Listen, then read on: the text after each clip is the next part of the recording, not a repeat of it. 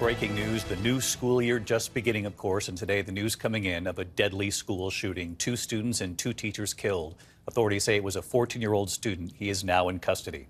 It happened at Appalachia High School in Winder, Georgia, about an hour outside Atlanta. In addition to the 4 dead, 9 others injured rushed to the hospital. Again, the shooter just 14 years old. Law enforcement officers you see there rushing to the scene. Inside, officers carrying weapons, clearing classrooms one by one, leading students away, their arms in the air. Those students had been texting their parents, barricaded in classrooms, telling them they love them. They were told to leave everything behind, and tonight authorities revealing 2 students and 2 teachers, of course, did not survive this. The shaken students, as you can see there, told to gather on the football field, waiting for word that they could go home.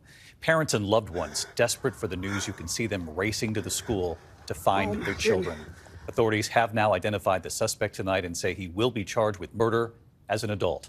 ABC's Faith Abube on the scene. She's leading us off in Winder, Georgia tonight.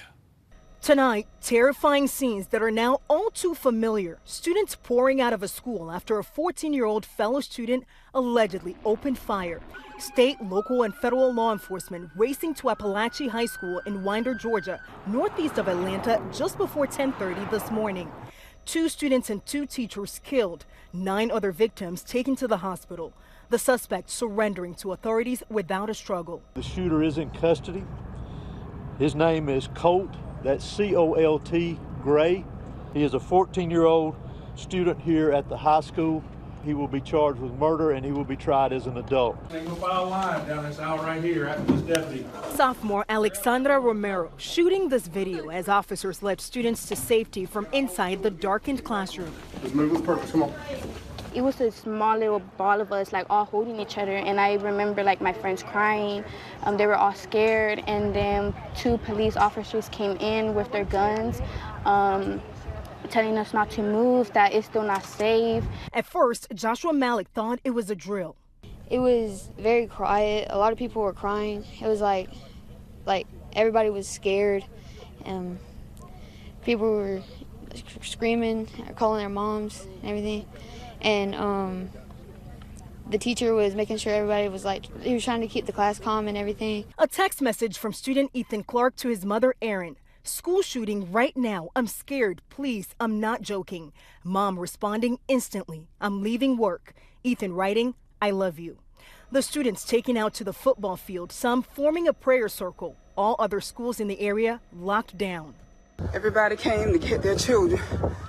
Gwendolyn Cook recording this video as she rushed to that football field to find her grandkids, along with hundreds of other frantic, terrified parents. Jonathan Mills, one of many parents who had to run miles to get to their kids because of all the roadblocks in the area. It hits harder when it's home, you know. It hits harder, you know, as a cop myself, you know, dealing with people you don't know is different, but actually knowing that it's your child that could potentially be the one that you have to hold, or you know, last time you spoke to him was this morning saying, you know, have a good day, that kind of thing. You know, it's different. Late today, the sheriff nearly overcome. I never imagined that I would be speaking to the media in my career over something that happened today, the pure evil that happened today. This hits home for me. I was born and raised here. I went to school in this school system. My kids go to this school system. My heart hurts for our community, but I want to make it very clear that hate will not prevail in this county. And David, we saw parents today rushing to the school on foot, cell phones in hand, concern on their faces, and then coming out later relieved after reuniting with their children. Of course, there are 2 students and 2 teachers who are dead and 9 others who are injured. This entire community is in mourning. School has been closed for the rest of the week as investigators track down a motive. David. Just an awful day there. Faith Abube. Faith, thank you. Let's get right to our senior investigative correspondent, Aaron Katersky, also reporting on this tonight. And Aaron, what have you learned about this 14-year-old student now under arrest? We have seen far too many of these cases, haven't we, David, of armed young men targeting schools. Here, the 14-year-old shooter surrendered to police when confronted. Police have not said what weapon he used, how he obtained the weapon, or how he got it inside the school.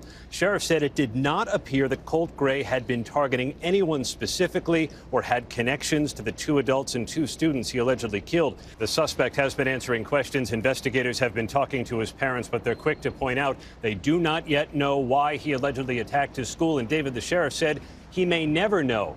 This does appear to be the first deadly K-12 school shooting in Georgia in at least 25 years.